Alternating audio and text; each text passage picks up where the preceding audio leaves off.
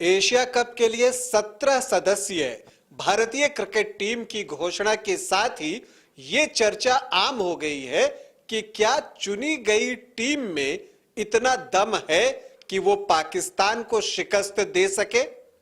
बल्कि चर्चा इससे आगे बढ़कर है, क्योंकि माना यह जा रहा है कि ये जो 17 सदस्य चुने गए हैं एशिया कप के लिए, उन्हीं में से किन्हीं दो के नाम हटाकर विश्व कप के लिए टीम बनाई जाएगी 15 सदस्य।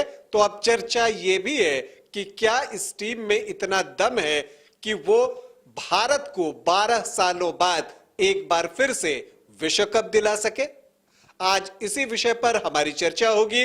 नमस्कार, आप देख रहे हैं न्यूज बाय स्कोप और मैं हूं राकेश रंजन। एशिया कप के लिए भारत ने 17 सदस्यीय टीम की घोषणा कर दी गई है। टीम के कप्तान रोहित शर्मा हैं और उप कप्तान हार्दिक पांड्या बनाए गए हैं। लेकिन कुछ चौंकाने वाले नाम हैं, कुछ सवाल हैं जो कि खड़े हुए हैं टीम की घोषणा के बाद।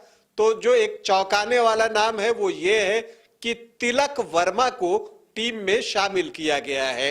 T20 में उन्होंने वेस्ट इंडीज में कमाल का प्रदर्शन किया था और उसी के आधार पर जो है उन्हें भारतीय टीम में शामिल किया गया है और एक तरह से आप नंबर 4 की पोजीशन के लिए उन्हें देखने की बात हो रही है। तो चौंकाने वाला नाम तिलक वर्मा का। लेकिन एक और चौंकाने वाली बात यह है कि टीम में कोई भी ऑफ स्पिनर या लेग स्पिनर स्पेशलिस्ट नहीं शामिल किया गया है।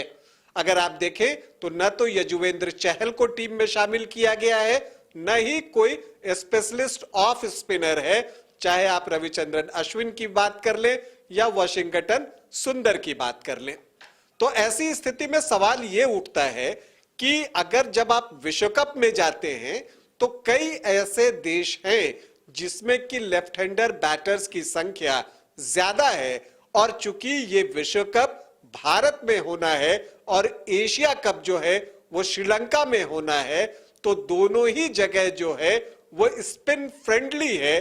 तो ऐसे में क्यों नहीं एक ऑफ स्पिनर को शामिल किया गया, क्योंकि सामने वाली टीम में आपको लेफ्ट हैंडर बैटर्स की भरमार कई बार देखने को मिलती है। सवाल तो यह भी है कि यूजी चहल को टीम में शामिल क्यों नहीं किया गया, लेकिन जवाब यह भी है कि चुन तो आप एक निर्धारित संख्या में ही खिलाड़ियों को सकते हैं, उससे ज्यादा नहीं। यह बात तो सच है कि भारत में टैलेंट की कोई कमी नहीं है, तो इसीलिए कुछ खिलाड़ी छोड़ दिए गए हैं और अब जो टीम है हम उसी पर बातचीत को केंद्रित करते हैं। लेकिन एक सवाल यह जरूर उठ रहा है कि केएल राहुल जो हैं वो पूरी तरह से फिट नहीं हैं। केएल राहुल की फिटनेस को लेकर अभी भी संदेह है और कहा यह जा रहा है कि पाकिस्तान के खिलाफ जो लीग मैच होगा एशिया कप में वो नहीं खेलेंगे। इसका मतलब यह हुआ कि उस मैच में ईशान किशन ही विकेट कीपिंग करेंगे। सवाल यह भी उठता है कि अगर वो फिट नहीं है तो उन्हें टीम में शामिल क्यों किया गया।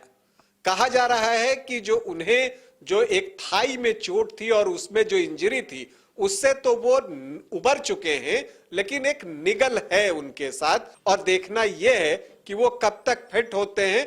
आप उम्मीद रखिए कि एशिया कप के सुपर 4 के जब मैचेस शुरू होंगे तब तक शायद केएल राहुल फिट हो जाए। लेकिन चोटिल होने के बावजूद केएल राहुल का चयन इस बात को बताता है कि जो टीम मैनेजमेंट है वो केएल राहुल को विकेटकीपर बैटर के तौर पर प्लेइंग 11 में देख रहा है, नहीं तो उन्हें इस टीम में जगह नहीं मिलती। और यह माना जा रहा है कि चूंकि विश्व कप में अभी देरी है तो तब तक जो है केएल राहुल पूरी तरह से फिट हो जाएंगे और उनके फिट होने से जो मध्यक्रम की कुछ समस्याएं हैं वो दूर हो जाएंगी।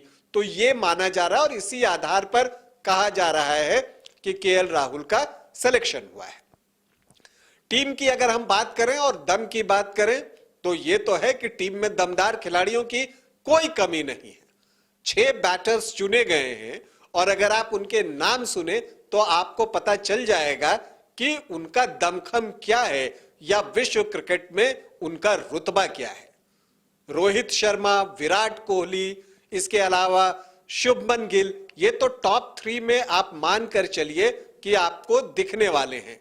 इसके अलावा श्रेयस अय्यर भी चोट से वापसी कर रहे हैं और मुझे लगता है कि अगर वो पूरी तरह से फिट होंगे तो उन्हें प्लेइंग 11 में मध्य क्रम में जगह दी जा सकती है।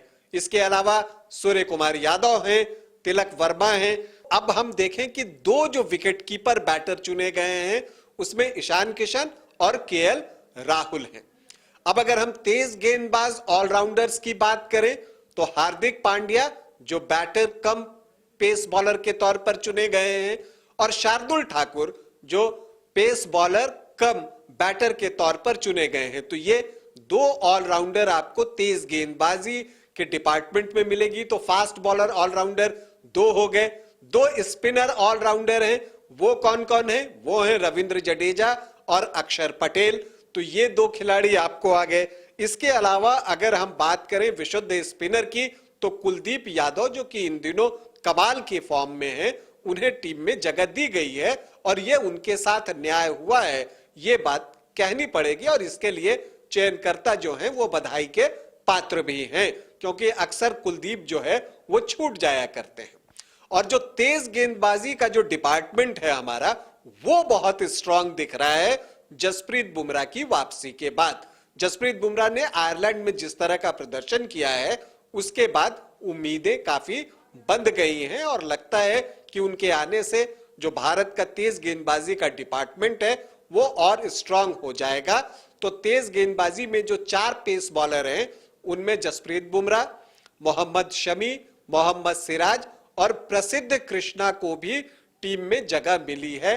प्रसिद्ध कृष्णा ने वापसी के बाद जिस तरह की गेंदबाजी आयरलैंड में की, उस आधार पर उन्हें टीम में शामिल किया गया है। तो यह है भारत की 17 सदस्यीय टीम। तो टीम में दम तो आपको दिखता है, टॉप के बैटर्स हैं जो किसी भी गेंदबाज का सामना करने का माद्दा रखते हैं और न सिर्फ सामना करने का माद्दा रखते हैं बल्कि वो जब आक्रमण पर आ जाएं तो किसी गेंदबाज के लिए भी बचना आसान नहीं होगा। तो दूसरी तरफ जसप्रीत बुमराह, मोहम्मद शमी और सिराज के रूप में आपको तेज गेंदबाजों की वो तिकड़ी मिलेगी जो कि किसी भी बैटिंग ऑर्डर है उसको कोलैप्स करने का माद्दा रखती है या उस टीम पर हावी होने का माद्दा रखती है। आपको रविंद्र जडेजा और अक्षर पटेल जो हैं वो क्लास के स्पिनर हैं। लेकिन यहीं पर मुझे लगता है कि चूंकि श्रीलंका या भारत में मुकाबला होना है तो यहां पर आप अक्षर की जगह पर वाशिंगटन सुंदर की तरफ जा सकते थे, क्योंकि यहां पर तेज गेंदबाजी ऑलराउंडर मतलब शार्दुल की जगह हो सकता है कि आपका टेम्पटेशन जो है एक स्पिनर ऑलराउंडर को वहां डालने की हो नंबर 8 पर। तो वैसे में वाशिंगटन सुंदर जो है एक वेरिएशन दे सकते थे, क्योंकि जडेजा और अक्षर पटेल जो है वो एक ही तरह के ऑलराउंडर जैसे लगते हैं। लेकिन अक्षर का जिस तरह का बैटिंग फॉर्म रहा है या जिस तरह की बैटिंग उन्होंने की है हाल के कुछ समय में, तो उसके बाद जो है चयनकर्ता उस लालच को छोड़ नहीं सके। लेकिन ये जो भारतीय टीम चुनी गई है, कुल मिलाकर आप कह सकते हैं कि जो आप बेस्ट टीम चुन सकते थे वो टीम चुनी गई है। और मुझे लगता है कि इस टीम में वो मादा है कि अगर ये अपने जो इनका स्ट्रेंथ है उसके अनुसार खेल सके तो वो एशिया कप में पाकिस्तान को शिकस्त देकर एशिया कप जीत सकती है।